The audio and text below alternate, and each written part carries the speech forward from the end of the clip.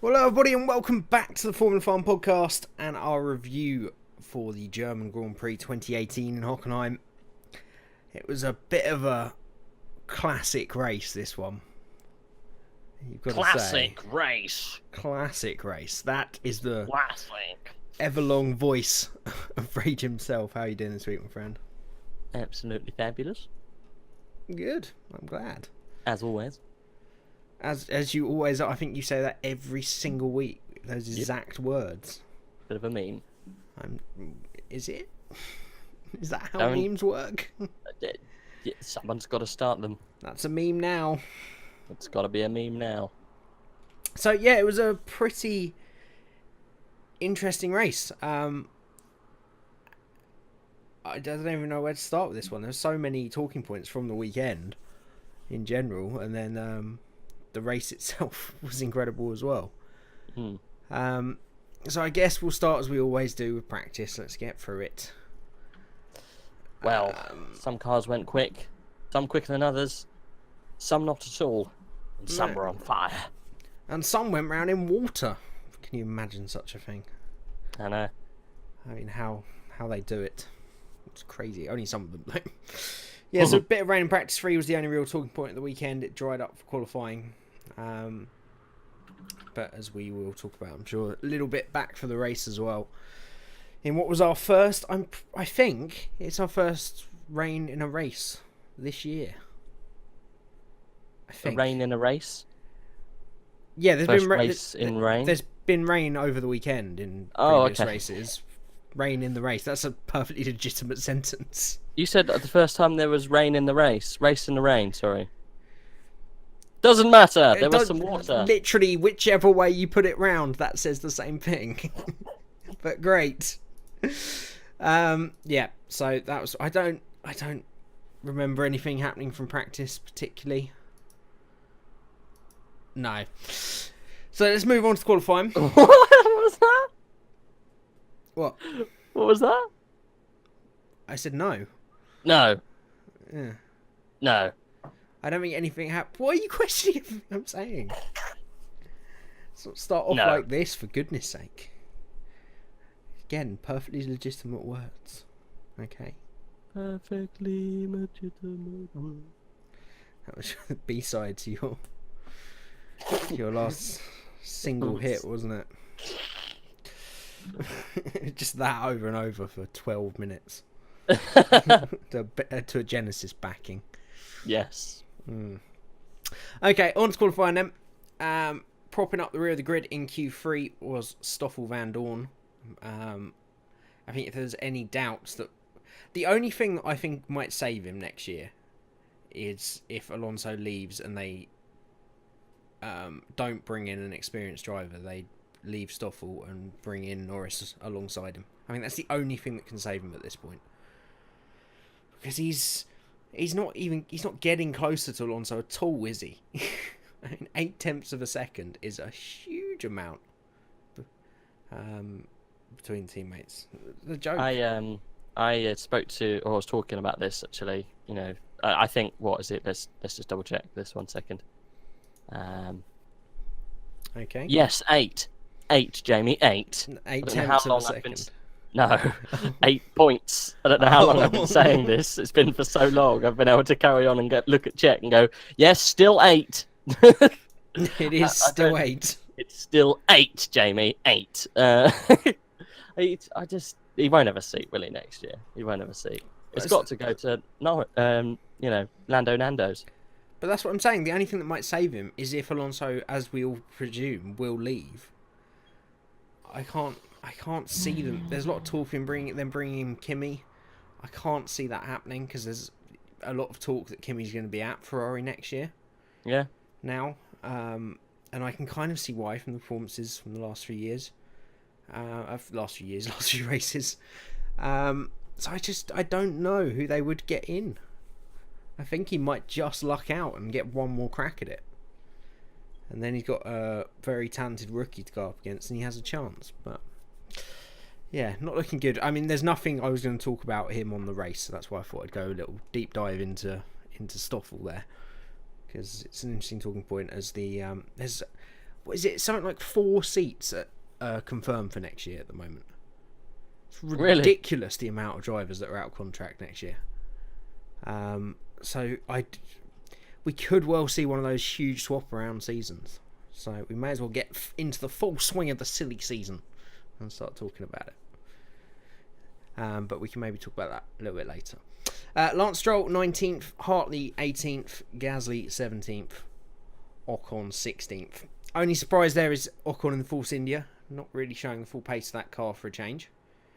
No real explanation. Again, quite a big gap to his teammate. Toro Rosso struggling around this track. It's a strange one, Hockenheim, isn't it? It's obviously, there's only one real main straight, but it is a long one and it's a short lap, so it makes a big difference. Even if the rest of the lap is twisty-turny stuff. So Honda struggling a little bit here, as did Toro Rosso. Daniel Ricciardo did do one run in Q1, but of course he had a grid penalty that was going to take him to the back of the field anyway. He just decided not to run anymore, didn't he? Yeah, exactly. I can understand that. And then right at the end of Q1, Lewis Hamilton pulling off the side of the road. After what many suspected was a result of his running over the curbs. It was a very off-tracky moment. Mercedes said very categorically it was not that. And then Hamilton said it was that. So it probably was that. Actually, I think it's the other way around. I think Hamilton said it was nothing to do with that because it was his mistake. He didn't, it wasn't me. And then the team said, no, that's probably what it was. And then the team reversed it and said, oh, no, it's not what it was. So it probably was that. Most likely was that, but don't want to say that was it. So it probably was that in the end. Yeah. Mercedes got on the blower. You don't say that at a home race, guys.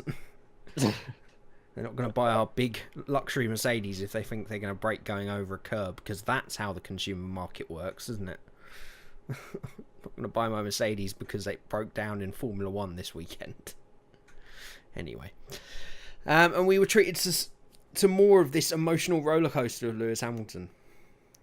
Hunched over the side of his car.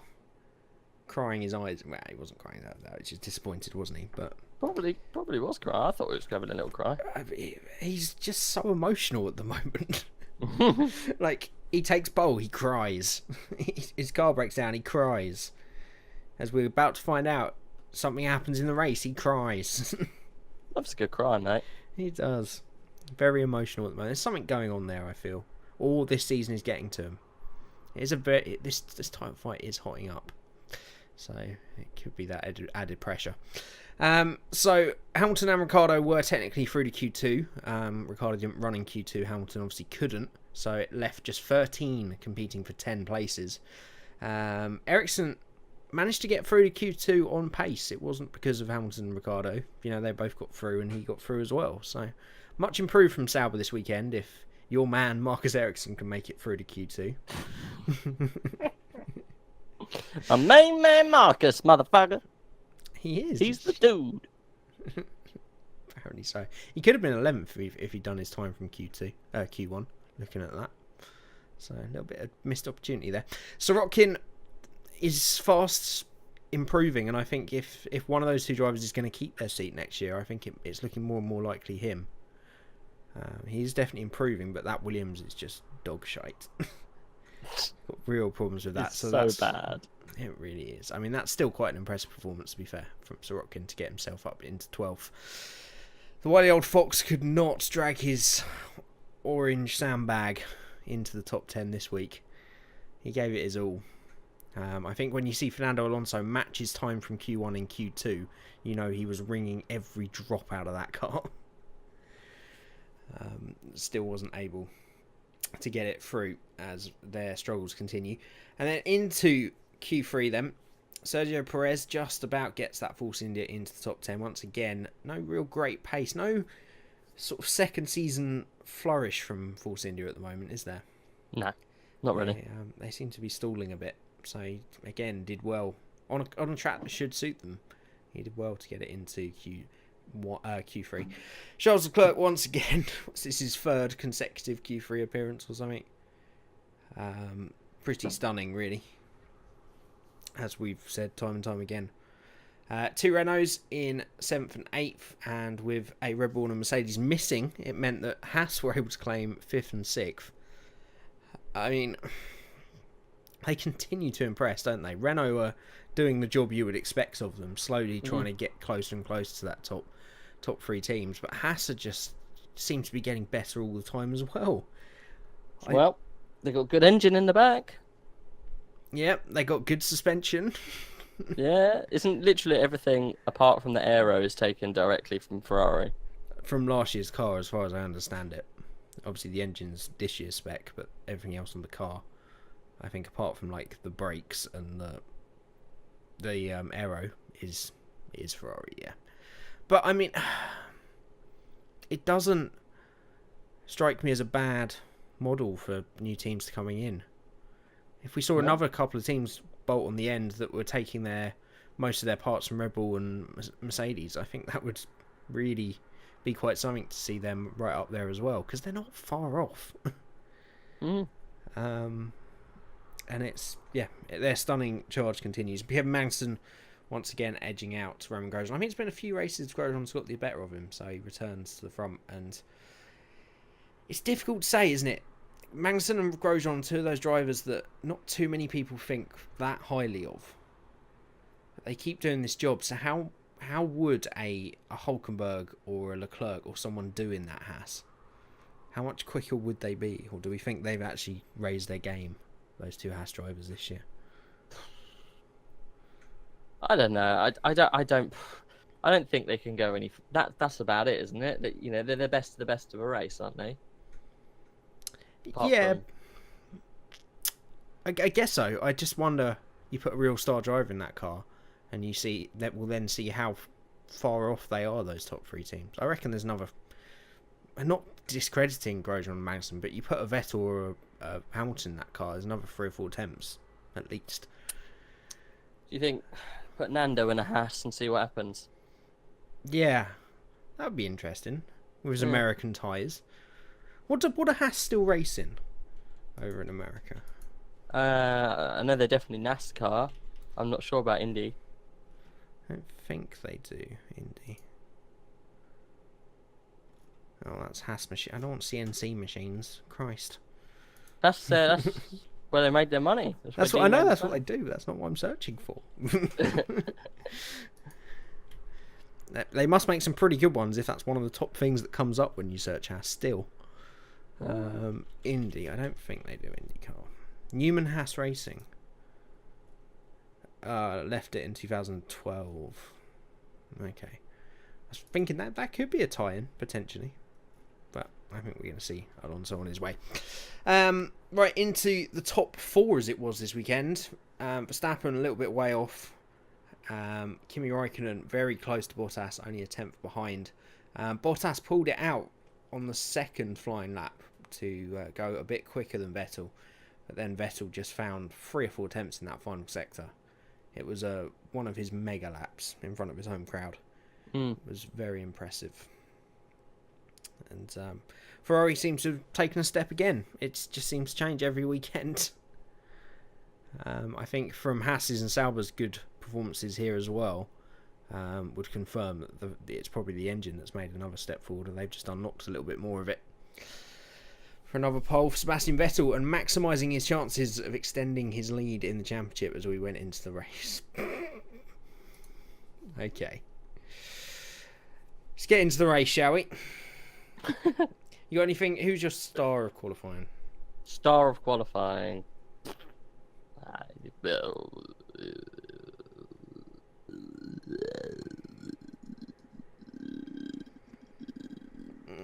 God. How long is this going to go on? K-Max, why not? I was going to say K-Mac. I think that's, considering the margin between him and Grosjean. Yeah. That's pretty impressive. See, 4 attempts off a ball. It's a lot of damage. Is that the right meme for this? Sure. You can apply them to pretty much anything you want, can't you? Memes. That's a lot of damage. They are just like flex tape. Memes are like flex tape, and flex tape is the biggest meme of them all. The biggest and best meme going. Indeed. Right, let's kick off the race. This always happens to me. The starts of when they're pretty average, I don't remember much about them. And there's obviously so much to talk to in later on. I think the top 4 pretty much held station. I think. I think Vettel was off to an absolute flyer. Yep. Yeah. Yeah, why not? That happened. Literally no happened. idea. We're so bad. That some stuff happened. No, I think Vettel got a good start. Easily got the better of Bottas. Raikkonen slotted in behind. Why not? Yep, sounds good. Good so far. And then Verstappen carried on. K-Mags and Grosjean directly behind. I think it was a straight shoot, wasn't it? I think everyone got through. Same kind of. It was a very, very, very average start from what I blasé remember. start, wasn't it? There wasn't much action going on. Lewis had a bit of fun with the Williams going into one of the little hairpin at the end. Managed to get a place. One of the many corners on this race circuit on this day. Lewis went round a corner at one point. He did. And then it was immediately followed by another. Relentless stuff. Yeah, I think Ricciardo didn't make very much progress. I think Hamilton started to make up places. I think he was pretty average on the first lap as well. I think everyone being fairly cautious about it, especially after the last few starts. And then Vettel just continued to march away. Bottas got a little bit closer. Raikkonen fell away a little bit, and Verstappen fell away a bit. There was some good racing between Hulkenberg and Magnussen, I think. That was a thing that happened. And then let's not diddy about with it. We'll get on to the meat of the race, because the beginning was fairly boring. It's fairly. It was fairly boring. And Bish bosh. It's just like the best F1 races, I feel. They do lull you into full sense of security, and then they just go off in the second half of the race. And it transforms it so quickly into an epic race. So I think the first thing of note I will point out was Raikkonen making a very early stop onto the soft tyres. The rest of the guys staying out there. Daniel Ricciardo then pulling off to the side. Can't get any luck, that man. It seems all the bad luck for Verstappen. It seems since those two have been teammates, they just have spouts of bad luck, either or, while the other catches up. He wasn't going to do a great deal this race, I don't feel, because I think Red Bull were quite way off the pace.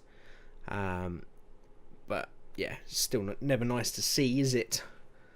And then the big thing that Raikkonen's early stop prompted was he came out and just lit the track up for about 5 or 6 laps. Yep. And he came out after everyone had pitted. He retained the lead of the race, and this led to a very strange situation of Vettel clearly quicker, but using this old Ferrari motive of I'm gonna wait until you tell him to get out of the way, rather than just going and having a go. Yeah. And it saying, "Oh, my tyres are hot. Oh, can you not see what's going on, guys? Oh, tyres are hot. Oh." Yeah, and he would just back off a second and then catch him up a second, just go, "Look, I'm a second quicker." Well, okay, pass him, Sebastian, is what I would say if I was anybody at Ferrari, but it didn't happen, and I was starting to dream of a Raikkonen win, I'm not going to lie. I want to see it happen before the end of the year. But I think it's going to take... I thought this was going to be his race after what happened later on, but he never really formulated. But then it led to, a pretty great radio exchange between Kimi's engineer, Dave Greenwood, and himself. Actually, Dave Greenwood's left now, isn't he? Someone else. Where he basically just waited for them to tell him to move out of the way. He pretty much just said, "You just tell me. Just tell me what you want to do. Why are you not saying it?" Just say it. Yeah, they just skipped around, and he's quicker than you. He's on a different strategy. Do not get in his way. And Kimi just said, "So what do you want me to do?" Just tell me. I think he was no. He wanted them to say it. Yeah, I think it was quite a. I think it's one of those things, isn't it? We know that it must be written in his contract pretty concrete at this point. And I think Kimi, as the season wants to go on, does want to be there next year. I've seen him sort of enjoying his racing a bit more the last few races, and he's definitely had a resurgence. So he knows that he can't. But there is also the thing that he might be eyeing another seat, and he just wants to show that everyone knows it's in his contract. He's going to wait for them to tell them to move out the way.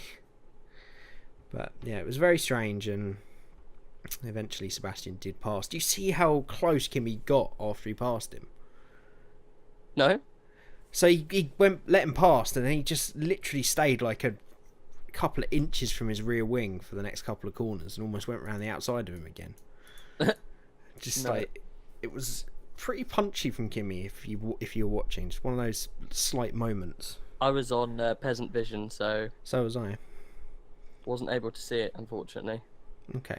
Well, so was I, and I saw it. But anyway, as I said, you got to have a keen eye to see those little details. So, I'd woken up by that point, so I was wide awake. And yeah, that seemed like how it was going to end. Hamilton had obviously got himself back into fifth place. Actually gone up to third, hadn't he, because he hadn't stopped. So he was actually the one chasing the two Ferraris, and that was the danger. Was all the time Kimi was holding Vettel up, Hamilton was getting closer and closer, and we kept hearing about this rain.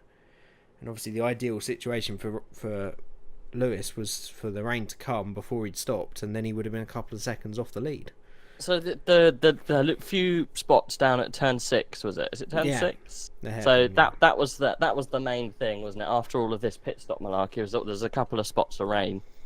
So people were just like, oh, do we pop on some inters? Do we hold? Do we wait it out and see what happens? And I just thought, Jesus Christ, someone's got to pull the trigger. Who's going to be the first to go? But literally, the rain just stayed around that area. Incredibly, we got 1 point to add before we go into the rain. Incredibly, Lewis Hamilton pulls in for a set of ultra softs 2 laps before the rain comes. I know. And I thought he'd lost it at that point. Same. I was like, well, that's just stupid. Really did. And did you hear the radio message after he put on the tyres? No. It's like, rain is expected in 8 minutes' time, Lewis. You've got some fresh rubber, let's get some times down. I was just like, what? So rain's expected, you got some fresh rubber for 8 minutes worth of running. Yeah, it was odd. I guess it was covering themselves. I guess they didn't think it was going to come. And as a lot of people said, it was just going to be turn 6. Just turn 6. Problem is, you put on slick tyres on a corner that is very wet, even one corner, and that can knock 6, 7, 8 seconds off your lap time easily, and almost certainly have the opportunity to put you in a barrier. But we did get this strange lull period, didn't we, where some were going on to inters. Fucking Pierre Gasly, brave motherfucker in the Toro Rosso, puts on some wet, Billy Big Balls puts on some wet tyres, and immediately comes back in, because it's clearly the wrong call. I mean, who at all? You always see it, don't you? I think the one that sticks out the most to me is, I think it was Abu... No, it wouldn't have been Abu Dhabi. Somewhere a few years ago, Kimi... It's like 2009 or 2008. Kimi Räikkönen for Ferrari came in and put on some intermediates. I think it was Malaysia, actually. When it was absolutely bone dry, and he stayed out for like 8 laps on intermediates before he came in and just burnt them up to shreds. As soon as he came in to fit another set of tyres, it started raining. It's just, it can be luck of the draw sometimes. It's the one element that, for all their money and all their technology, they can never get really very right. It's the part when it's not like 100% cut and dry, wet weather or interweather, or it's so funny watching all these top teams struggle. Because it was only just kind of spitting down. It was Max who pulled the trigger first, wasn't it? Because I guess Dan was out, wasn't he? I think Leclerc was the first to come in. Oh, okay. So Leclerc came in for inters, yeah, and then Max quickly followed him. Yep, and then Pierre Gasly onto the wet. Gasly on full wet. I just want to know, all these stupidly intelligent people sitting on the Toro Rosso pit wall, who goes, wet tyres, bring him in. Wets on. But to be fair, then like 5 laps later, they pull Leclerc and Max Verstappen back in, and it starts raining even more. Exactly, you don't know. You got the crazy scenes of everyone trying to go into turn 6. Everyone is literally everywhere, and then down to like turn 8 or something like that. There's Force India's spinning out and spinning mud all over the track, and Kimi gets all upset. And Bottas gets past Kimi, yep. Yep, Bottas then gets past Kimi. It's absolute scenes. Hilarious stuff. It was brilliant. And then just when it was about to get really interesting, because it stayed like that for another couple of laps, but obviously they weren't racing for those 2 laps because of something we'll talk about. But if there was another couple of laps, that's when it was really getting interesting, because at that point they were 10 seconds down. At that point it's a crossover. Yeah. At that point, you would almost certainly put the inters on, but then it stopped again after. You don't know in those conditions, but it was. As usual, when that kind of thing happened, I was like, "Here we go. This is Formula One." Formula One. Finally. Poker. Poker. No one knows what that means. And then we get to the fateful skid of the German, as no one's calling it. Sebastian Vettel. Yeah, I am calling it. Yeah, why not? Sebastian Vettel at his home race, in controlling fashion, a home race that had to open a new grandstand with like 14,000 people, tickets sold overnight to come and watch. Finally, a German in a red car on pole in Germany again, which I find it really, really interesting. There's a lot to talk about the German Grand Prix. We'll get to that later, actually, but it was so much pressure on him, and he locks the right into the double left-hander, and it was one of those accidents that looks so embarrassing, looks so tame, but is so easy to do in those conditions. It was just, it was a fabulous moment for everyone involved. I was sad, Were you? very sad that it happened. It was a fabulous moment for all Lewis Hamilton fans and people that don't like Vettel. I'll put it that way. And for the neutral, I guess it was just one of those moments that you can't quite believe has happened, which is what makes the talking points of the races. But I was genuinely sad for him, because I think the German Grand Prix has been under threat for so long, because they've lost their interest in the sport. The crowds don't turn out, and now Sebastian Vettel back on pole, winning races in a Ferrari. All the parallels you want in the world with Schumacher, and they all flood black, and then this happens. It's not great for that race, I feel, but yeah, I thought it was fabulous. I'm sure Fabulous, you did. fabulous scenes of him bashing his steering wheel like a frustrated little German. Yep, and then having a little sob, having a little cry, and yeah, just miracles were made. It was. So who pulled the trigger on the pits? Well, the safety car came out. Yes. And then obviously Bottas and Raikkonen and Verstappen pitted for fresh ultras. Yeah. Hamilton obviously had been on ultras for sort of only 8 or 10 laps, which turned out to be the perfect strategy, because he'd caught them right back up to the point that obviously when they pitted, he retains the lead. And then obviously we had the pit stop debacle. It did look like he was going to pit. Oh no! Did you hear the transcript? I think everybody's heard that radio message by now. It was just like, okay, Lewis, pit. No, stay out, pit. Stay out, pit. Come in. Okay, just do what you want. In. No, just carry on what you do. It's like, what? You can see Bottas is there. They didn't have Bottas's tyres ready for him, bless him. That's what people missed. That's why the confusion was there.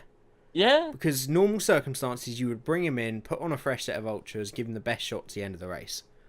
But Bottas was, unbeknown to Hamilton, to be fair, Hamilton made this decision on his own, I think, because he saw Raikkonen stay out. Raikkonen didn't pit, actually, by the way. I forgot to mention that. Actually, he pitted the lap off. Pitted a lap after. Yeah. Ridiculous pit. But that's why Lewis stayed out, because you could hear in the middle of that radio transmission the only thing he says, which is Raikkonen's out, stayed out, and that's when he cut across the grass. So that's why he stayed out. But the panic at Mercedes was clearly because of what was going on with Bottas's car. They had no idea what they were putting on that car. Inters, dry tyres, ultras. Throw them all on, mate. One of each, mate. Lucky dip. Throw them all on, mate. It's fine, mate. Throw them all on. The famous Mercedes lucky dip. It was chaos, and but the best decision for Lewis to stay out in the end. And it meant that after Raikkonen pitted, he dropped back to third. And we were in for, once again, for the second race in a row, I want to say. A 10-lap, because it happened at Silverstone, a 10-lap dash to the finish. I think all Formula 1 races should stop at with 10 laps to go. Let them all bunch back up and go again. It's the best 10 laps of racing you'll get. And they're all on brand new tyres, all bunched up again. They haven't got to think about protecting or when they're going to stop or how long they need to go into the race like they do at the start. They've got low fuel, fresh tyres, and it's just chaos. I love it. But no, the only real battle we had was between Bottas and Hamilton. Obviously, Bottas was on still ultra the same as Hamilton, but they were 10 laps fresher. And it was quite the first real wheel-to-wheel battle we've seen between these two. Like, in anger, I feel. Cruelly called off by Mercedes. And I can see why Raikkonen does it. Why Raikkonen lets himself be the number 2. I can't understand why Bottas did here. He's got that new contract. Surely they want him to go and race. You know, I can't see Nico Rosberg as accepting that. To his credit, that was one of the best things about him. It was a very mature call. You mean mature acceptance from Bottas? Yeah. Yeah, he didn't fight it one bit. You know, he accepted what he had to accept and just said, yeah, it's fine. And even in his interview afterwards, he said, well, Lewis only had just to have some fresh tyres on. They said we agreed that I could have a go on the first lap after the release of the safety car, which I did. And after then, it wasn't worth fighting for. And they told him immediately after he'd had a go. Yeah, he was allowed one lap to have a go. But that was half a lap. He got that radio message. Considering they're supposed to be delayed, that played out after they'd gone out of that corner side by side. It was around about turn 9 or so when we heard it, wasn't it? Yeah. So it's a really early call, and it was a shame, really. So I just don't... I never like to see it. As I say, I understand it a bit more with Kimi for the situation there, but for someone like Bottas, who... the best chance of his whole career he's been working towards being in a front team like this. You've got to fight. He's not... None of those guys, I don't feel, are realistically out of the championship yet. So I think he knows now that he can't win a championship, or is not able to win the championship at the moment. I think it was a pre-made decision. If anything was, they're in this position of a 1-2, that you get a lap to try, and if not, then I just don't think it's such a bullshit. Because I mean, can you honestly imagine if he'd got past after a lap that Lewis would have let him rest for the next 12? No. That's my point. It doesn't work the other way around, and that's why I hate to see Bottas doing it this early in his career. I hate to see drivers... I don't like it, okay? I don't like these guys battered into a number 2 position. And that's why I do, no matter what a lot of people say about him, or a lot of Hamilton fans will say about Rosberg's attitude or his time, that's what I always respected a lot about him, is he always went for it. And he just would not allow himself to be battered into that number 2 position. And who's to say that next season won't be the one that it turns around for Bottas, and he does show that fight and through the season, but I just don't like to see it this early on. There's still a lot that could happen. We're only halfway. So, but it was still great racing to see between the two of them. Yeah. Side by side, it was good, fair, clean racing. It got very close going through that flat out right hander. Very, very close. It was good though, was it? Yeah. It's great racing. It was great racing. And that's how it finished. I was a bit surprised by the peasant commentary or the peasant view that I was watching along with you this week. Because I'm not paying for it. No, you're a bit surprised by it. Oh, because it just cut from like it cut 10 laps out. Clearly nothing happened. That's what I mean. That's how it stayed. It literally just goes, and Lewis Hamilton comes out. Oh, I was like, oh, okay. Did I nod off again the for end 10 of that minutes? one. Yeah. I know what you mean. Yeah, it was a bit random. But I guess they'd filled up the show. They only get a certain quota, don't they? And they have to cut out. I think that there must be like, it's not just length of broadcast. I think it's they have to cut out a certain percentage of it or something. So they'd probably shown quite a lot up to that point. Anyway, nothing happened, and Lewis Hamilton completed the best. I mean, I don't think it was the best win of his career in terms of the racing he did and the way it happened, but I think statistically, obviously, it's the best win of his career. 14th to first. It is pretty staggering. And Pretty mad. You know, the stars aligned for him, really. Yeah, I think. You just have those weekends. And this championship is, if anyone had any doubts, now we know this is going to go to the wire. It's just one of those seasons, isn't it? That it will just keep swinging back and forth. So it's going to be a long and interesting season. And that's how it finished. Valtteri Bottas completed a 1-2 at the home of the Silver Arrows. I'm sure they'll be very pleased with that. Kimi Räikkönen taking yet another podium, like a third or fourth in a row now. I say he's got that consistent pace. He just needs that kick of confidence. I think a single win would bring back to him, bring back that fire inside him. Because I think he's still got the race pace. I really do. He's been improving the last few races. He has got better of recent. I don't think he can win races anymore. I think he was allowed to win races. Do you know? I don't think he's allowed to. That's the big problem. There's no sniggering point about it. That is the reason. The main reason is he won't be allowed to. But if it wasn't such, as I say, I can just see one race this season where something happens to Vettel, and the Ferrari's on form. That I can still see him taking that victory somewhere this year. That Ferrari car is so much more improved than the last couple of years. I can see him winning this season. In fact, I'll bet... No, I won't. That's a bad idea. I wonder what odds you would get on that. Probably not too high, to be fair.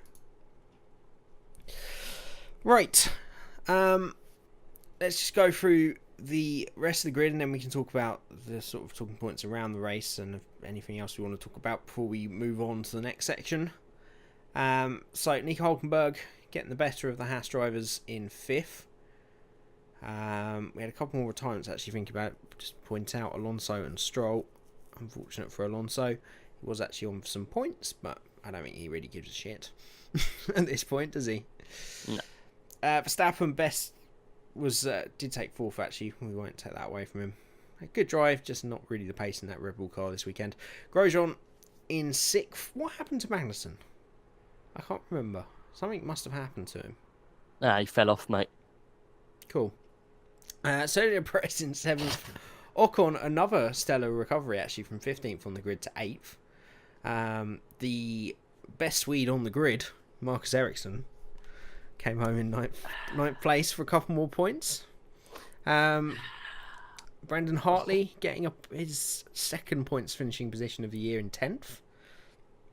Then Magnussen, Sainz. I feel like we're missing some big event that happened. Maybe our peasant viewings didn't allow us to see what To happened. these drivers. No, they would have shown something, I'm sure, if that happened. Maybe I'm sure we probably did watch it, but just forgotten. Stoffholm in 13th, Gasly 14th, and Leclerc once again was on for some great points. Just some really bad strategy calls by the team. They need to realise that they're really in this hunt for points at every race with Leclerc in that car. There's no need to be making very Sauberish decisions of trying to second guess the weather. Just do what everyone else has got. He's got the pace. Threw away some more points there, which could be crucial for Sauber. I did particularly like his pirouette when he came back out and started pushing on the ultra softs. Fabulous, wasn't it? Very well held, sir. Absolutely fabulous little pirouette, sir. It was textbook spin. Suture, sir. Absolutely suture, sir. But it is a trend, isn't it? You see of these superstars that are coming through. That's one of the things you can notice very quickly is when they have the moments like that, how well they deal with them. Remember a similar one with Max in Brazil, where the car just went at that right angle in the rain, almost into the barrier, and then he got it back. That's when you know they've really got that talent at that, when they can do that at that age. And same with Leclerc. You can just imagine him. I know he's not French, but that sort of French attitude, like Jean-Pierre in Talladega Nights, is how I imagine Leclerc to be in that car. Just perfectly controlled it and to spun it around. Just carry on. Okay. It's fine. It's all fine, mate.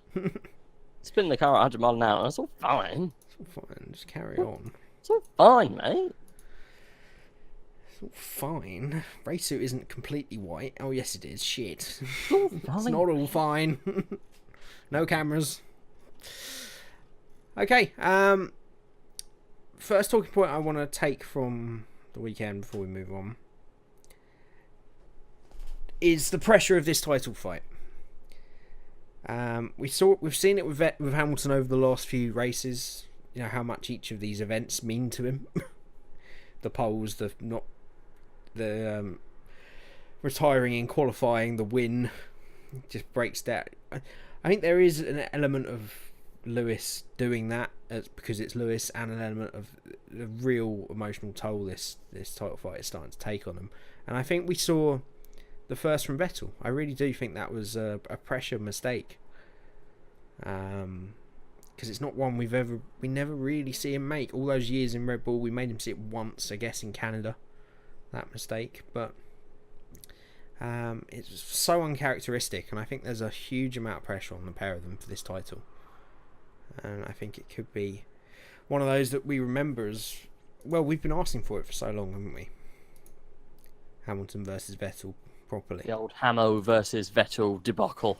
Yeah. And I think they are the two heavyweights, the Prost and Senna of this era. And I think so. Pretty much, isn't it? And I think it's really interesting to see how they deal with this pressure now. Each of them, arguably, apart from each of their first titles, and I guess Lewis's battle was with Rosberg, but in general they've won the majority of their titles in an utterly dominant car. So it's going to be very interesting to see how both of them deal with this as the season goes on. Vettel is the renowned one for cracking under that pressure, so it'll be interesting to see how he comes back in Hungary as well. Any views on the pressure? Well, I guess it shows from the mad crying when Hamilton has a bit of a dodgy day at the office during qualifying. What did they say that was? Because he said it was humps. I know we touched on this earlier, but what was it actually? The sexy lady lumps? Or was it just an electrical issue? So I didn't see any smoke. What, his retirement in qualifying? Yeah. It was hydraulic pressure. Oh, the old hydraulic pressure. Yeah, so it was a hydraulic leak, basically. Whenever they say that, it's a leak.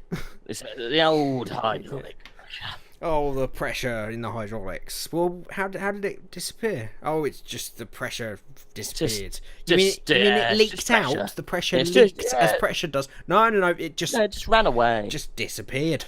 Got up and just thought, fuck yeah, I'm gone. Pressure, just thought, lost a bit of pressure, mate. Just lost some pressure. Just not the pressure's day. Just no pressure there. I mean, the team worked really well on the pressure. There's thousands of people working on this pressure, but we've got mad pressure analysts just constantly on the pressure. Yeah. And some would say that every time they're working on the pressure, they have under pressure playing on repeat. So they should be well known for dealing with pressure and making sure that the pressure is always at a steady pressure. So we're quite confused when something does happen that's related to the pressure, because the pressure people were really quite safe in the knowledge that the pressure is precious. Yeah, in fact, the remaining 2 members of Queen are going to be doing one of those adverts that Patronus keep doing. We work hard day after day to get work on the pressure for the team.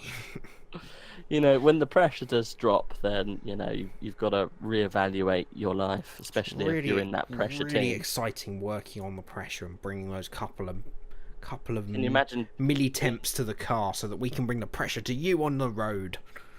Can you imagine being in the team meetings for the pressure people?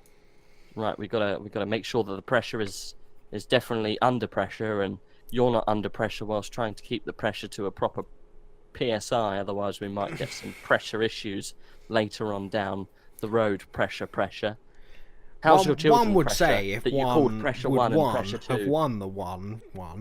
I think this has gone too far. That's a little bit. I mean, in reality, a pressure meeting would be: is there pressure? Yep.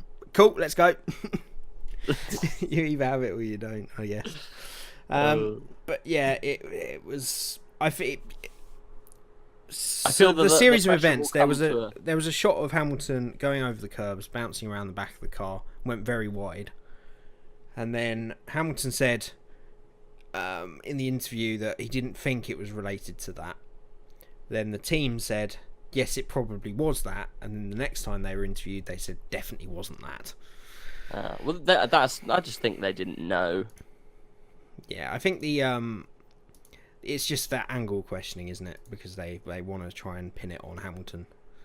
If he goes, oh yeah, it probably was that when you ran wide, they're like, you shouldn't have ran wide then, should you?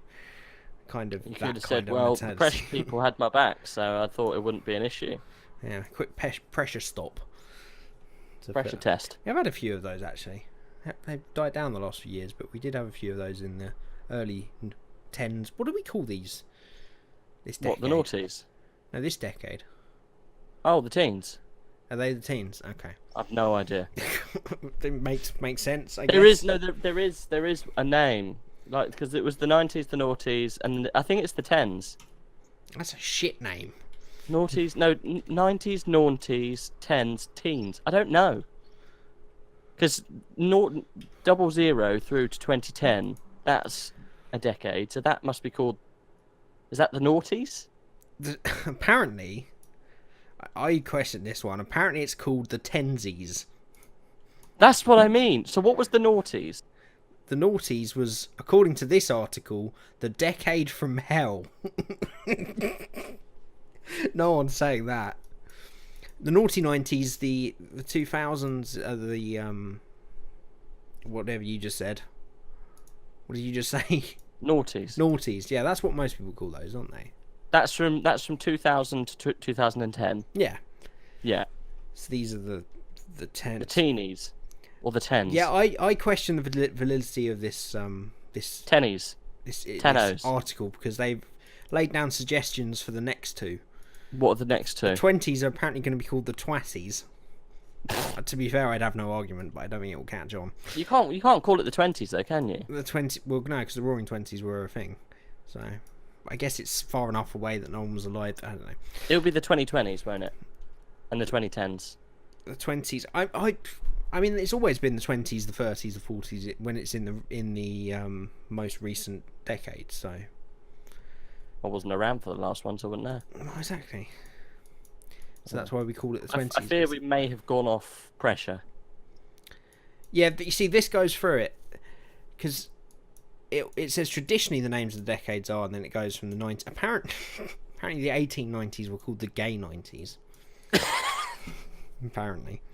The 1900s, which we just call the 1900s, were called the aughties or the noughties. And then it gets to 1910s and it says nothing. Didn't give a name for that. Roaring 20s, turbulent 30s, flying 40s, fabulous 50s, swinging 60s, disco 70s, 80s, the decade of decadence, greedy 80s or ergus 80s. I question this article. Fuck loads of coke. Anyway, in the early 2010s, They there was I a lot. digress. There was a lot of pressure refilling in pit stops. I saw it quite a lot in the Force Indias. They used to stick a hose under the car and refill hydraulic pressure. Anyway, that wasn't anywhere near as interesting as to how we got there. And the second thing with the pressure I want to say is, yeah, the German Grand Prix saw a big resurgence, and there's a lot of question marks whether it's going to be on the calendar next year and whether that will be the last one. But it was good to see the crowds flock back anyway. Because the Germans are, they're known for their motorsport and their love of cars. So Who are? the Germans. Did you just call them Z Germans? No, I said the Germans. I thought you said the first time you said Z Germans. I mean, I often say the Germans. But I think I you didn't definitely this time. said Z Germans. No, not this time. Yeah, you did. Was that Z Germans? Nah, I don't think so. I think you're fine. I didn't. Well, Z Germans. Now did turn you've said out it in 4 force. times. It doesn't matter. What Z Germans? Z They did. Germans. They did turn out in force. Some of them marched. Some of them didn't. Christ. Come on, it's been fucking 70 years. We can have a bash, can't we? It's been 60 years. I don't know how long it's been. It's been some years. I think it's the other way around, isn't it? The closer to it, you can have a bash at them because it's very recent. The further it gets away, they just want to forget it. They want to forget. Yeah. You can't forgive and forget. I heard the other day. Yes, you can. No, I don't hold the current people of Germany responsible I for World heard War the other Two. day Go on. that the Japanese, young Japanese people aren't taught Right. about World War Two. They can't talk about it. They aren't taught about it at school. No, I can imagine they're probably taught much more important things. Well, I know, but it's like if you ask younger people in Japan, they will they won't know the facts of what happened in World War Two, and a lot of the What podcast are we doing here? a lot of the teaching materials will almost stand on the side that the Japanese were not the aggressors and were actually the aggressed. I don't know. They were the ones who were getting the battering for no reason. The aggressives. The people who were being aggressed on. Aggressed upon. The defenders, I think, is the word for that. The people who were being oppressed whilst the aggressors put on the pressure. The innocents. you I get what I'm saying. I think that's very true. I think that was the case at the time. They never, even the way they started their war with China was to make it everyone, no one else believed them, but it was to make everybody else in the country believe that the Chinese had attacked them because they dressed their own people up in Chinese guards, went to the Chinese border, marched back towards the Japanese border and shot a few people and said, right, we're invading now. that was the justification. So yeah, right. I can believe that. Yeah. Something completely off topic. Go It's on. been confirmed. Joshua versus Wilder, Wembley Stadium, April the 13th, 2019. Put that date in the calendar. That date in the calendar. We need to watch it sometime, somewhere this time. Sometime. Definitely. Also in the news. Go on. Let's not make this too much of a news section. Also in the news. Yeah. This filled me with happiness and sorrow at the same time. That Theresa May personally takes control of Brexit negotiations. I know. We're my doomed. my future feels so safe in We're the hands absolutely of doomed. a blithering idiot who can barely control the spoon that stirs her coffee in the morning. Have you seen the meme pictures of her trying to curtsy to the royal family? No. I mean, this is not Anyone information. It's not relevant to Formula One whatsoever. But if you have a spare 5 minutes, just Google Theresa May curtsying to the royal family. I mean, it's like the fucking Ministry of City Walks. Are you googling it now? Yeah, it's like John Cleese. It's like, oh, I must get to the floor. I'm not worthy. Oh. It's like she just stumbled into the handshake. It's like, oh, I'm not worthy of you. Please feed Miss May some cookies. Your master servant. Oh. This is so funny. I will cast a spell on you. I'm an evil witch. The Queen's just like, what are you doing, you silly bitch? Get up. You're making me look like a right fool. Philip, come and have a look at this woman. She looks like a crab trying to take a shit. She had very bad balance. I reckon I could put her through the floor in one hit. I could commando roll across this carpet and absolute twat her right in the face. She wouldn't know anything about it. She's so fucking And that ungainly. must now conclude our random bit of the podcast. Yep, carry on. Right, so what Become are we a at? stable. Crash the fucking week, you bastards. Oh, he did it unprompted this week. It's a new era for Formula Fun podcast. What is your crash of the week, sponsored by Cream in a Can? You've got to do the advert. They've paid us. They've paid us. Money. I don't do fuck for them. They paid me. Do the advert.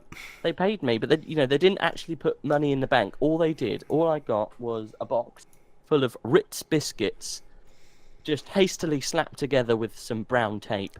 About 4 of them wrapped together, and it just says, written on the side in biro, courtesy of Cream in a Can Co. I mean, And some people are saying, not us because we love Cream in a Can. Some people are saying that it's the only that they are going to start sellotaping it 2 cans in a cream because it's the only way that you will drink it. Is to make your mouth ridiculously dry to the point that you need a drink. But of course, that's complete rumours and that's rubbish. Yeah, I wouldn't know if that's nonsense. the truth. That's just internet trolls having their way. But it's not a bad idea. I mean, it's definitely not something that they should do, but maybe they should. I feel that Cream in a Can is run by like some greased up Mexican guy who sells. No, it's run by you as a weekend business. Oh shit! Blatantly, if it was going to be run by anybody, it would be you. Paint the picture of some kind of Pablo Emptying Escobar-esque. Emptying out. Yeah, you've got a fleet of Mexican immigrants emptying cans of Coke.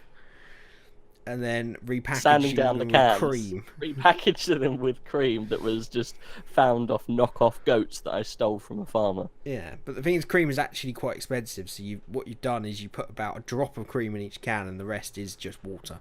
Water, semen, and a bit of blood plasma. Okay. Anyway, moving on. Had to be. There's only one person that can win it, and I hate doing this because it's always the obvious person. Oh, it's Sebastian Vettel. It's never the obvious person with you. That's the problem. Oh. You've got about 2 right this whole season. Go on. It's Sebastian Vettel. Yeah, it's got to be, isn't it? Yeah. That It was was such a wimpy crash. It was, but the most dramatic and sort of seismic crash for the season. It was shit. It was, but as we know, we've seen so many times they are the easiest things to do when the conditions are like that. So easy. There's so little runoff area there. It's very, very easy to do, but it's very, very unusual for him to do it.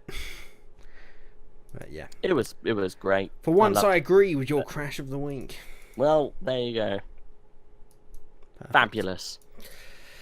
Now we have a fast repeating series, hopefully not on the same format of last week's disastrous Who Wants to Be a Millionaire edition of Oh, I thought it was quite good. it needed some work. Oh, I thought it was quite good. I thought, we did all right. I mean, the introductions of the sound effects definitely didn't have the desired effects. What? I thought that was the best part about it. I thought the sound effects were great. It was so badly put together at the beginning. They weren't.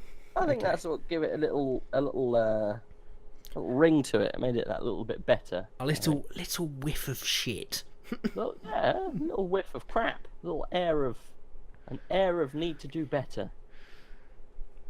Just a moist air molecule of poo.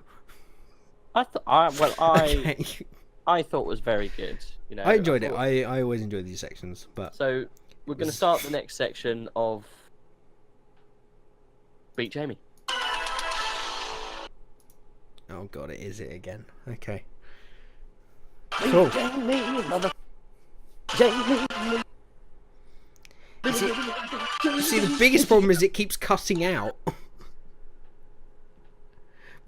whenever you talk, it cuts out. The production value on this is just through the roof. It is. I've remortgaged several houses I do not own, just to pay for this lavish production. Your today, car also has 6 mortgages on it now. It does. Today, I'm telling you, you didn't know that. Go on.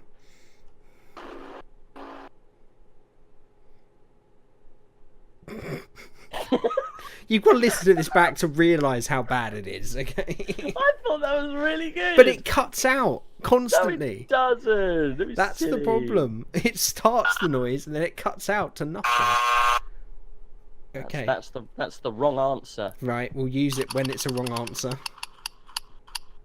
Oh, it's not Wheel of... Okay, enough of that. It's not Wheel of Fortune, is it? No. To say the logistics of that are going to be a nightmare. So what we're doing today is Formula 1 circuit quiz. Oh, okay. Seeing as it's a hotly If this involves debated corners, I've lost. No corners. It's a hotly debated topic at the moment of what circuits were at what place and who's who and where's where and where we're going to race next and whether the race is going to be there and if they're going to be there tomorrow or not at all or maybe in the future. No one knows. So today it is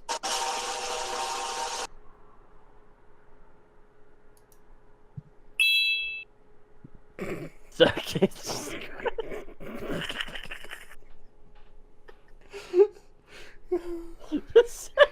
Just get on with it. Alright, I'm not going to talk about the sound effects anymore, okay? Just do it. Just do it. Oh, they're really good. I realised they're really shit. I mean, the sound effects are okay. It's the gaps and the just... There's only so much you can do with a soundboard, right? It's not a soundboard. It's clearly not a very good one if it is. It is a soundboard. Okay. Anyway, are we literally crying? Right, so what are we doing? We're doing some tracks. It's multiple choice, mate. Fucking hell. There's a couple of... I think there's 15 questions. They get harder as they go on. It's not Who Wants to Be a Millionaire. It didn't work last time, so it's just a normal quiz. Does that fill you with confidence? I mean, it doesn't sound like there's much cocking up that can be done here, so yeah, sounds good. Okay. Circuit's not my strong point, but I'll give it a go. Because I wish to stay undefeated until the end of the season. Whoa there, audience. That was a heavy applause. So, let's start it off with the first question. Are you ready, Jamie? I am ready. He is ready. So, first question. 1 out of 15. This definitely isn't taken from a very popular website. Beginning with A and then ending in T, and has sport in the part of it. So anyway, when did Magny Cours first host its first? No, sorry. Let's start that again. 1 second. Backtrack. This is the first question. This is bloody difficult. Go on. When did Magny Cours host its final F1 race? Oh, okay.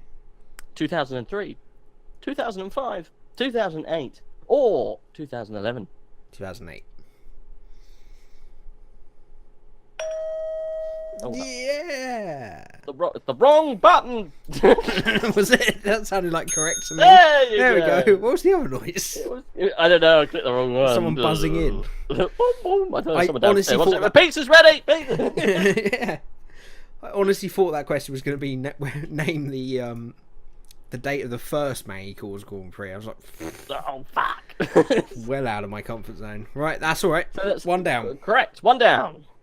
So which track replaced Estoril in short notice in 1997? Sorry. So which track replaced Estoril at short notice in 1997? Oh, Was it? Me?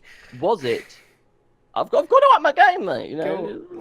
Was it Jerez, as some people like to call it, because that's how the Spanish call it, but I'll call it the name that everyone else calls it, and Jerez. It's not Jerez, it's Jerez. Anyway, Nürburgring, the A1 ring, or nowhere? Oh, that's a weird question. So which track replaced Estoril at short notice in 1997? Jerez, as people like to call it, but it's not, it's Jerez. Nürburgring, A1 ring, or nowhere? Okay, so 1997. 7. Austria was still on the calendar. I feel like it's a really bullshit question if it's nowhere. If it is, fuck this game. Jerez would make sense because it's replacing like for like in the country. Mm. I don't remember a 97 race at Jerez. Now, Hockenheim was on the calendar, but was Nürburgring... Were there 2 German Grand Prix at that point?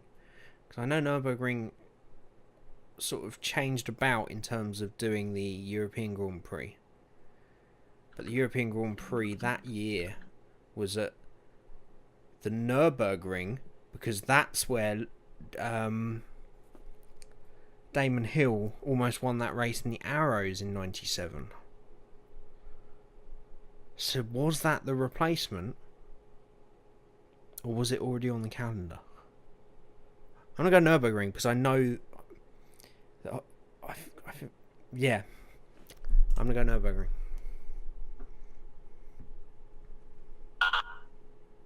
Shit. Oh, Must be a res then. Answer. It was a res. Fortunately, Okay. it was the wrong answer. That's 1 correct and 1 wrong answer. Oh, we go... Oh, I thought it was a knockout thing. Okay, that's right. No. Oh, I wouldn't have taken so much time on it if that was the case. I was trying to string it out a bit because I had no idea. Well, No. I feel I should get half a point for knowing that Nürburgring 1997 involved Damon Hill nearly winning in an hour. No. One sec. I just checked with Jeff. No, it didn't. Jeff said no. No, I Okay. didn't How think he many would. World Championships World Champion GPs did Adelaide host? So how many World Championship GPs did Adelaide Oh host? my god, these questions. Okay. 3 out of 15. We've only just started. Okay, come on. 8, 9, 10, or 11. Oh, for God's sake. They're not even, like, spread out. No. Any of them could be correct. I mean, there's no deduction skills there. I know that... Adelaide was there for a while. Yeah, but it's between 8 and 11. That's not... Right, so it was definitely during the turbo era. So it definitely goes back to the 80s. But how Right. far did it go from 80s to 90s? I don't That's know. the It's real 8 part of the or question. 11. It's the range. Yeah. That could involve the 80s 8, or just 9, the 10, 90s. or 11. I'm trying to match up Brundle's... I'm trying to match up Melbourne's 25th anniversary, which was 2 years ago. I don't know this. 10. It's a complete guess. It's 11. Great. So that's the wrong answer. Okay. Right, moving on. So who won Imola's final F1 race? Was it Jean-Pablo Montoya? Kimi Raikkonen? Oh, sorry, was it who? It was definitely not Jean Pablo. Jean Pablo. It's Juan Pablo Montoya. Kimi Raikkonen. I knew as soon as I said it, you were going to pick me up on that. Fernando Alonso or Michael Schumacher? So who won Imola's final F1 race? Juan Pablo Montoya, Kimi Raikkonen, Fernando Alonso, or Michael Schumacher? So I think it's 2006. I mean, it could have been any of them. I don't think it would have been Kimi. Schumacher, I think, only had 1 win in 2006, maybe 2, and one of them definitely wasn't Imola. I don't think. Montoya was in McLaren at that point. He was a specialist at that track. I'll go for Fernando. The wrong answer! Okay. Michael Schumacher. 2006. Why not? No idea. Well, So- it had to be retired in 2007. So. When did the Indianapolis road course host its first F1 race? Was it 1998? Was it 2000? Was it 2002? Or was it 2004?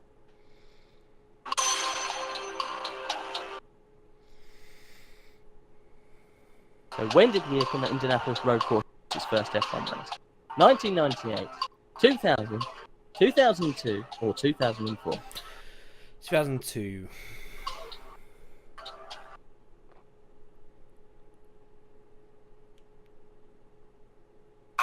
It's the wrong answer. I didn't see which one it was, but it's definitely the wrong answer. Sorry. It must have been 2000 then, because it wasn't 98. Sorry. And So who won? 2004 wasn't. I don't You're know. 6 out of 15 here. You've got 1 question right, and you've got 5 wrong. This is a stupid, I difficult know quiz. you got 4 wrong, 1 right. This is the 6th question. Okay. So who won all 3 of the Indian Grand Prix? Was it Lewis Hamilton? Sebastian Vettel.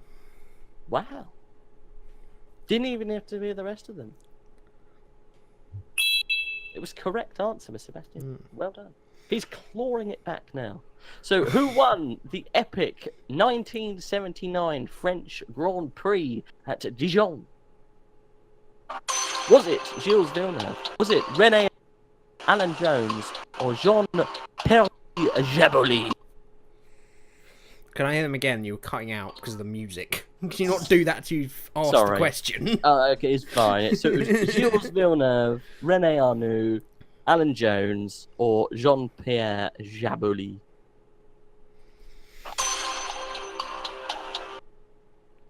This is the classic duel, wasn't it? I think it was. But I think it got ruined by bat markers from what I remember. This is right. This is what's billed as one of the most spectacular ends to any Grand Prix. This is the one that all the in my day, those kind of people think that this is the best Grand Prix ever because of the battle between these two guys. Well, it would have been between Arnoux and Villeneuve, but my gut went with René Arnoux, but I don't know. Was the battle between Gilles Villeneuve and René Arnoux for the lead? That's the question. Who won? Alan Jones. Is that your final answer? Yeah, why not? Alan Jones. I've got a feeling they got stuck on Batmarks or something happened, but I can't remember. I don't know the answer to this question. Cool. I think it was the other Renault driver who got the win, and it was Gilles Villeneuve and René Arnoux who were battling. So I would have thought Jabouille. It was correct, Jabouille. So you unfortunately were wrong. Okay, I don't know. Oh, it's a new one. That you do that before. Sorry. Actually, That it kind of one- works. It kind of works. Yeah, That was a new one. I didn't know that one existed. Sorry about that. that's all right.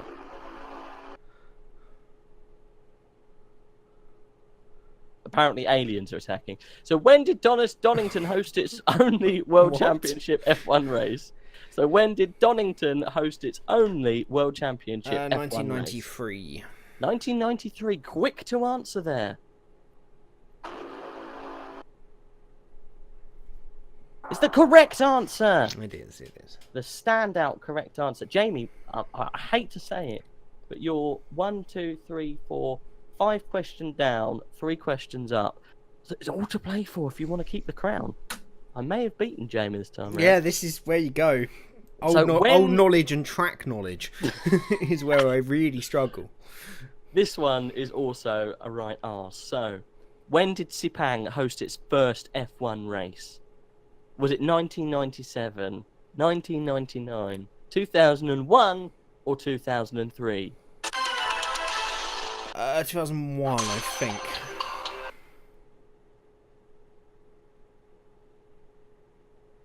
It's the wrong answer.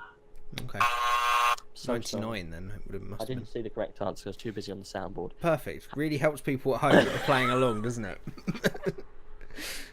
I hope I lose so I can do this quiz properly next week. You will be blown away by how much production really value I can hard. put into. It's not. The soundboard is balanced on the microphone. I'm not using a Well, then external use a one. proper soundboard. No, how can I? Because I can't put it down through the mic. It has to go through the mic because you only record the mic audio through your PC. Yeah, that's what a proper soundboard does. Yeah, but only you could use a soundboard. I couldn't.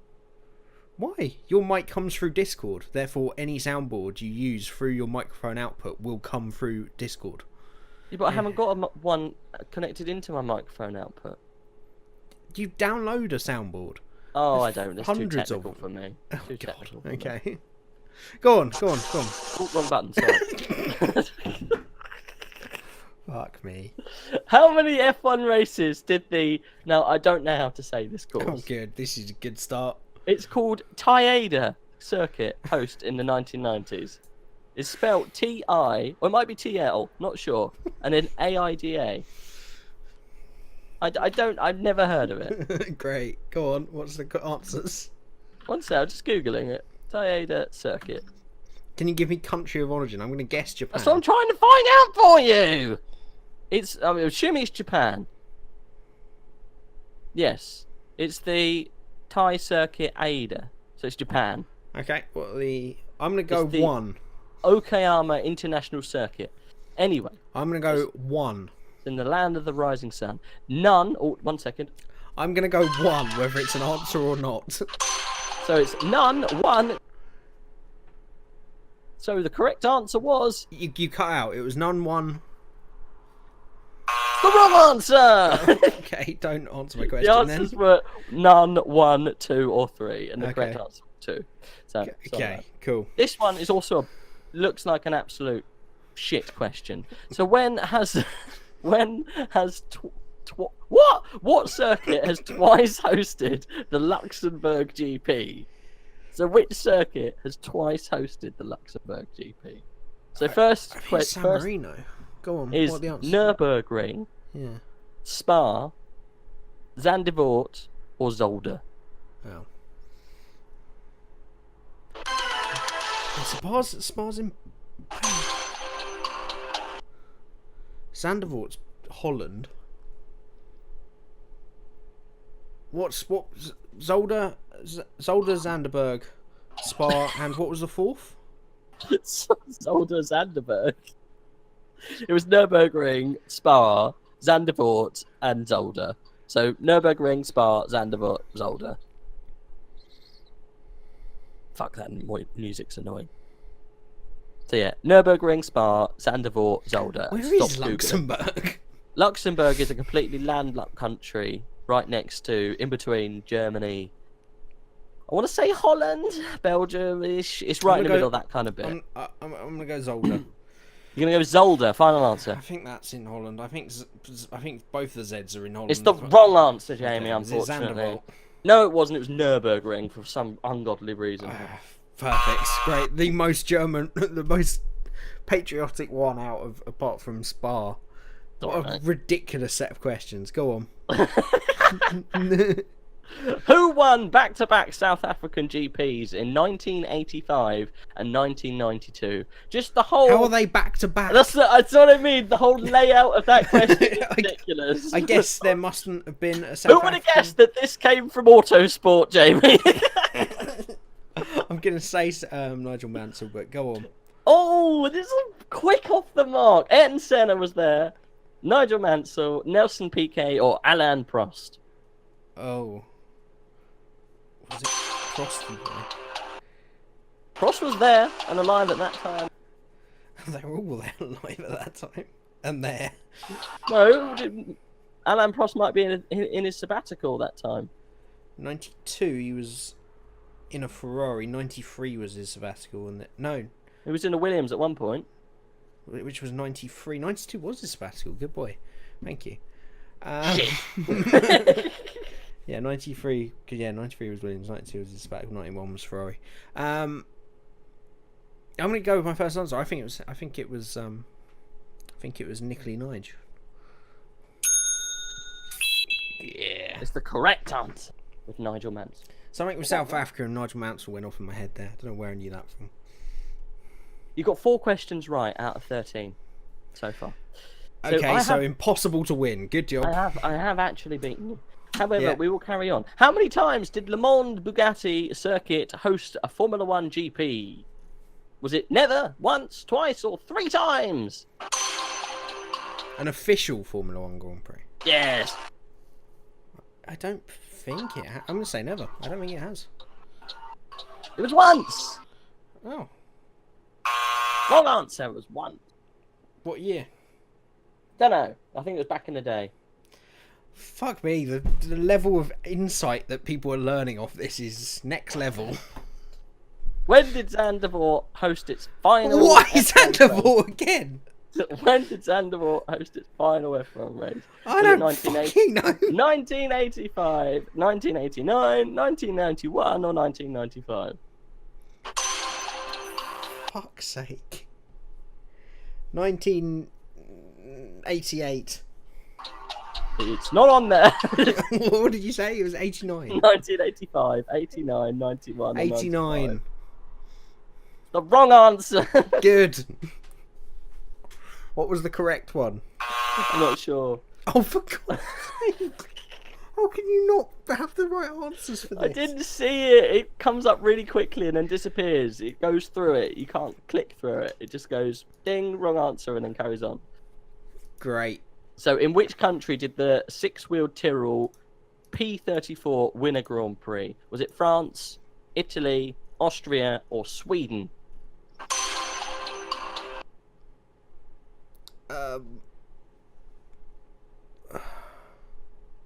France, I think.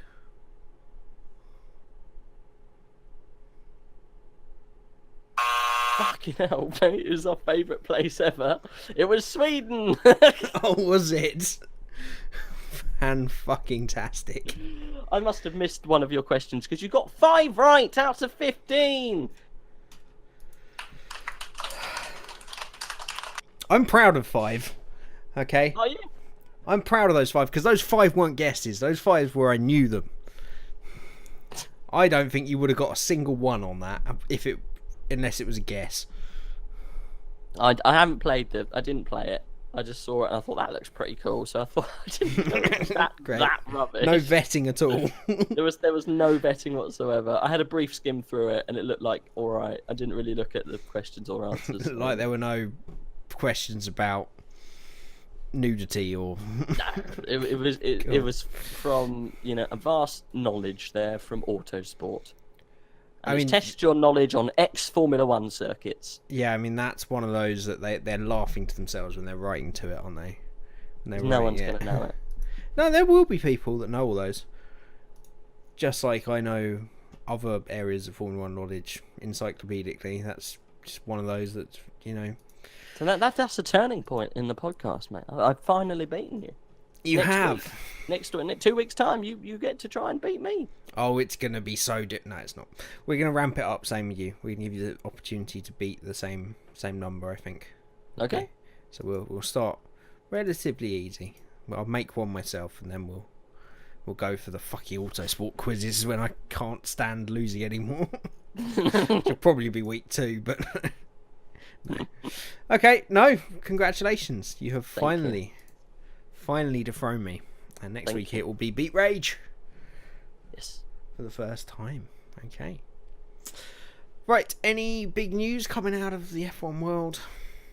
I have no news whatsoever. Apart from Bottas signed, Lewis signed. Well, yeah, that's the main bit of news. Obviously, both Bottas of those signed, put pen Lewis to paper. signed, and there's been some rumblings in the jungle that might sign again for Ferrari. Kimi. Yeah, so there's been a few rumbles with Kimi. One that he's going to McLaren, one that he will be looking to sign for Ferrari again. It's very difficult to say. I think Ferrari's best decision would be to bring on Leclerc, but I can understand if they want to give it one more year. The big question mark over the driver lineup is Carlos Sainz as well. Doesn't look like he's all that welcome at Renault next year. Or Sainz? Yeah. Really? Yeah, looking like he might have to find another drive. And with no room at the inn at Red Bull at the moment, unless Ricciardo makes a last-minute dodge somewhere else. You have to go back to I don't think he would want to go to Toro Rosso. I think at that point he'd cut ties with Red Bull and look for a midfield team. He's still got a contract with Red Bull. He's only on loan. He's on loan, isn't he? Yeah, but that can be broken if they're not going to have him back straight away, and Renault don't want him. Then he's got no choice but to try and get out of it. I think. I think if Red Bull sign Ricciardo onto the same kind of deal that Verstappen's on, there's no place for him for a few years, so it would make sense for all parties for him to move on. Because I think that's why he went to Renault, wasn't it? Was for that insurance policy if Ricciardo or Verstappen jumped ship. And it looks like neither of them are going to, so they don't need that insurance policy anymore. I feel, anyway. But we'll see. We'll see. He's one of the many drivers. Maybe I want to do it before a lot of them get nailed in, but maybe we'll do it next race before the summer break, where we try to guess the grid for next year. Did it? Guess the grid. Dum. Why is that the countdown theme? I have no idea, mate. Cool. Perfect. Do we have any predictions? I was just going to see if there's any more news quickly. Miami race cancelled 2019. Oh yeah, I heard about that. Hope that it will be introduced in 2020 instead. Keep hoping. Yeah, I mean it would be great to see, but it's just like all city races in big Western civilizations anyway. It's very difficult to host it unless you got a place like Baku that are willing to just do anything to get people into their country. You're going to find very few cities that are going to allow that, unfortunately. But we may still see it anyway. A lot of McLaren talks going on between lots of various drivers apparently, because I think, as we've discovered, there may well be 2 seats at that team available for next year. So it'll be interesting to see. And I think that's about it. We've just got time before we go to our predictions, the Cream in a Can Cup update. Oh, how are we doing? So, pow. Roberto is chip leader this week with 222 points and goes to the top of the table. Papaya Orange, Connor is second with a pretty average week as he loses his lead down to 80 points just this week. Mirik, again, 80 points this week. Not good for these teams. What are these teams? Leclerc, Vettel, Raikkonen, Alonso, Hulkenberg and Red Bull. Yeah, you're not going to get many points there. Fox is up to 4th, 94 points for his week. We've got Armchair Pilot Racing, Andreas in 5th. And then Rage makes a little bit of a comeback up to 6th with 99 points this week.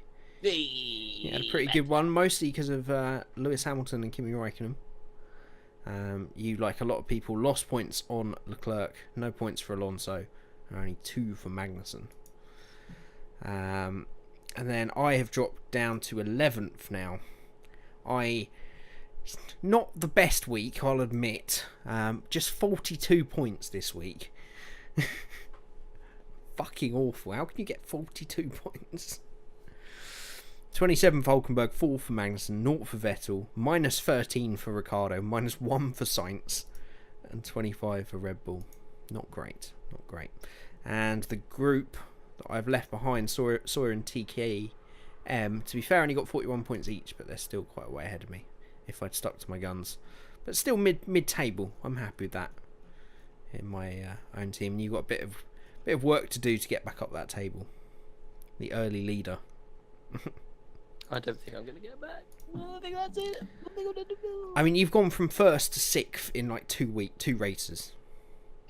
So it can very quickly change around. As we've just seen, some people can have 40-point weeks and some people can have 200-point weeks, and that puts you right back up the top. So it's all to play for, mate. All to play for. I'm wondering if I just go crazy next week for Hungary and just stick on my wild card and reconfigure my team completely. That's who I think will do best in the second half of the season. We'll see. Right, we will go on to our predictions as we finish the episode then. Do you want to start? Lots of people billing it as Red Bull resurgence. I think it would be silly to put all your eggs into one basket. So I'm going to say Hamilton. No, I'm not. I'm going to say Vettel, Ricciardo, Verstappen. Okay, I'm going to go Verstappen. Yeah. Vettel, Raikkonen. Oh. I think Mercedes are going to struggle. Or something's going to happen. Something always happens at Hungary. Hungrier. Something always goes off. I just feel with the way that this season's going, it's going to swing back in Red Bull and Ferrari's favour. I think Red Bull will be super strong there. I think they'll be almost unbeatable. I honestly do. Just like at Monaco. And I can see Mercedes having an off weekend. So, yeah, I'm going to go with that. And Ricciardo's just not having any luck at the moment, so he'll probably retire. But you are leading that as well at the moment. I think like 12.5 to 8 or something, Fox said. I heard. So at least you're winning something. You're winning everything this week. More points in the fantasy. You beat me in the quiz. And you're winning in the predictions. Winning. Right, that's going to be it for this week. I hope you guys continue to enjoy this podcast.